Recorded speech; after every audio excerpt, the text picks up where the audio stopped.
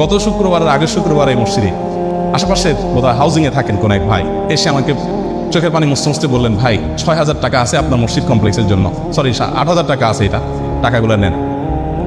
তো আমি নিয়ে আমাদের সহকারীকে দিলাম। ভদ্রলোক বললেন যে আমার একটা ছেলে ছিল, সে ব্যাংকে বোধহয় টাকা জমাইছে বা কেউ দিছে, সেখান থেকে সে বলছে এটা আমি মসজিদ কমপ্লেক্সে দেবো আমাদের। তো ৭,০০০ টাকার সাথে আমি ১,০০০ যোগ করলাম, এটা আপনি নেন। তো ছেলের কি হয়েছে, ও বলে যে ছেলে আপনার হাতে দিতে চাইছে কিন্তু সে হাসপাতাল বেডে শুয়ে আছে। হাসপাতাল বেডে শুয়ে আছে ছেলেটা, কি হয়েছে তার? ওর যে ক্যান্সার আক্রান্ত, ৬ বছরের বাচ্চা, এবং সে লাস্ট স্টেজে আছে, শুধু মৃত্যুর জন্য অপেক্ষা করছি আমরা। তো আমার খুব খারাপ লাগলো, বললাম যে ছেলেকে দেখতে যাবো। পরের দিন গেলাম হাসপাতাল, আলমারার হাসপাতালে গেলাম। হাসপাতালে যাওয়ার পর যে দৃশ্য দেখলাম আমি, ছেলেটা মারা গেছে কয়েকদিন আগে। এই এলাকার মহল্লার মানুষ উনি এখানকার।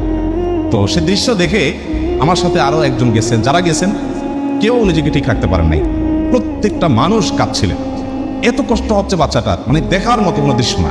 ৬ বছরের একটা বাচ্চা, কত বড় পরীক্ষা মা বাবার জন্য। আল্লাহ তাআলা আপনার বাচ্চাকে খুশি রাখছেন, ভালো রাখছেন। আল্লাহ আপনাকে কত সুন্দর একটা সাস্টেইন, কত সুন্দর একটা আপনার কি বলে এটাকে, ভারসাম্যপূর্ণ স্বাভাবিক একটা অবস্থা দিয়েছেন।